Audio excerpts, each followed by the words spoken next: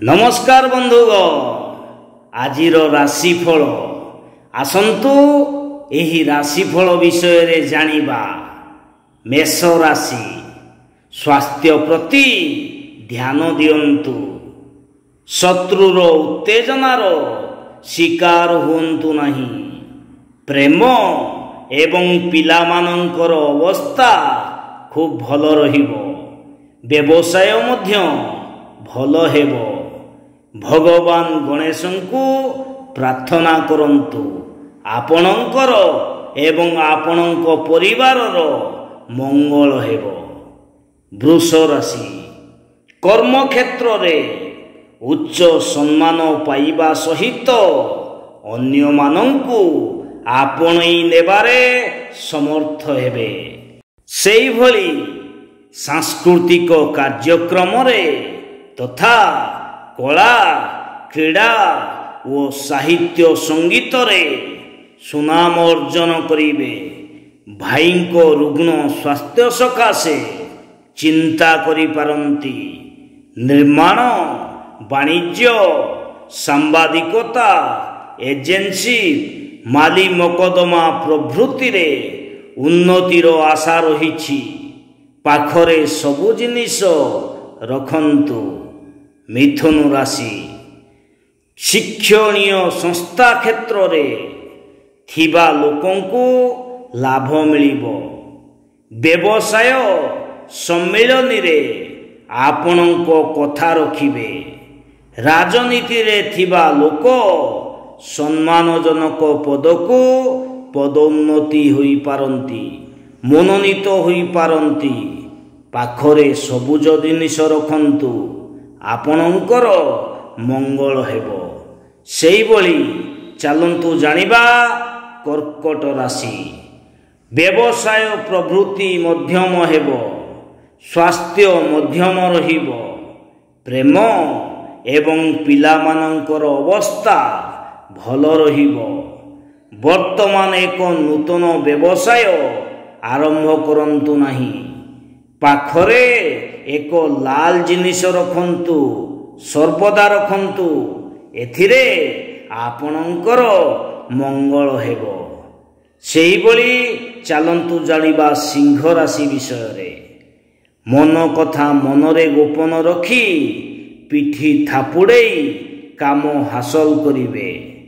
कठिन परिश्रम और विश्रामर अभाव जनित पुरातन रोगर पीड़ा वृद्धि पाई पारे। आखिरे न देखी केवल सुना कथा को विश्वास कले असुविधार सम्मुखीन होई पारंती। व्यवसाय रे आखि दृष्टिया सफलता हासिल करि पारिबे नाही। सबुज जिनिस दान करंतु। सबुज जिनिस दान करंतु। एथिरे आपणंकर मंगल हेबो। सेई भली कन्या राशि काम पाई अधिक यातायात करिबाकू पड़ी पारे। भाबी चिंती खर्च करंतु। जीवन साथी को सहयोग मिलिबा जोगु मन उत्साह भरा रहिबो। छात्रंक लागि दिनटी भल रहिबो। शनिदेव को प्रणाम करंतु आराधना करंतु। आपणंकर आउ आपणंक परिवारर मंगल ही मंगल हेबो। तुला राशि विषय रे जानिबा। मुंड बिंधा आखि जंत्रणा अज्ञातर भय आपणंकु व्यथित करिबो। सहभागितारे समस्या देखा देबो। स्वास्थ्य मध्यम रहिबो। प्रेम संतान मध्यम रहिबो। व्यवसाय भल हेबो। पाखरे सबुज जिनिस रखंतु आपणंकर मंगल हेबो। चलंतु जानिबा बिच्छा राशि विषय रे। प्रत्येक परिस्थिति रे युक्तियुक्त कथा कही अन्य मानंकु संतुष्ट करि पारिबे।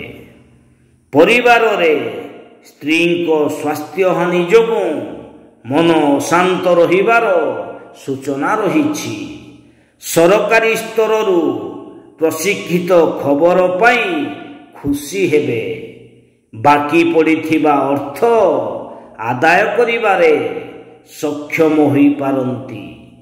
ପାଖରେ ଏକ ଲାଲ ଜିନିଷ ରଖନ୍ତୁ, ଏଥିରେ ଆପଣଙ୍କର ମଙ୍ଗଳ ହେବ। ଚାଲନ୍ତୁ ଜାଣିବା ଧନୁ ରାଶି ବିଷୟରେ। କାର୍ଯ୍ୟକ୍ଷେତ୍ରରେ ନୂଆ ବିଚାରର ସମାବେଶ କରିବେ। ଆପଣଙ୍କର ଆତ୍ମବିଶ୍ୱାସ ବୃଦ୍ଧି ହେବ। ଭ୍ରମଣ ସୁଖଦ ରହିବ। ରାଜନୀତି କ୍ଷେତ୍ରରେ ସଫଳତା ପାଇବେ। ଖେଳାଳିମାନଙ୍କ ଲାଗି ଦିନଟି ଖୁବ୍ ଭଲ ରହିବ। ପାଖରେ ଏକ ଲାଲ ଜିନିଷ ରଖନ୍ତୁ, ଆପଣଙ୍କର ମଙ୍ଗଳ ହେବ। ସେହିଭଳି ମକର ରାଶି ବିଷୟରେ ଜାଣିବା। ପ୍ରତ୍ୟେକ କ୍ଷେତ୍ରରେ ବିଭିନ୍ନ ସମସ୍ୟା ମଧ୍ୟ ଦେଇ ଗତି କରିବେ। ନିଜ ମନୋଭାବର ବ୍ୟକ୍ତିଙ୍କ ଦ୍ୱାରା ପ୍ରଭାବିତ ହୋଇ ଅସମ୍ମାନିତ ହୋଇପାରନ୍ତି। ଅର୍ଥ ସଙ୍କଟ, ମାଲି ମକଦ୍ଦମା, ପରୋକ୍ଷ ଶତ୍ରୁତା ଚିନ୍ତାର କାରଣ ହୋଇପାରେ। ବାଣିଜ୍ୟ, ବ୍ୟବସାୟ, ପରିବହନ, ପ୍ରେସ୍, ପବ୍ଲିକେସନରେ ସମସ୍ୟା ସମାଧାନ ହୋଇଯିବ। କାଳୀମାତାଙ୍କ ପୂଜା କରନ୍ତୁ, ଆପଣଙ୍କର ଆଉ ଆପଣଙ୍କ ପରିବାରର ମଙ୍ଗଳ ହେବ। ସେହିଭଳି ଚାଲନ୍ତୁ ଜାଣିବା କୁମ୍ଭ ରାଶି ବିଷୟରେ। ବନ୍ଧୁଗଣ, ବ୍ୟବସାୟରେ ସଫଳତା ପାଇବେ। ପ୍ରତ୍ୟେକ ଲୋକ ଆପଣଙ୍କ କଥାକୁ ମନ ଧ୍ୟାନ ଦେଇ ଶୁଣିବେ। ପ୍ରେମିକ ପ୍ରେମିକାଙ୍କ ଲାଗି ଭଲ ଦିନଟିଏ, ଖୁବ୍ ଭଲ ଦିନଟିଏ।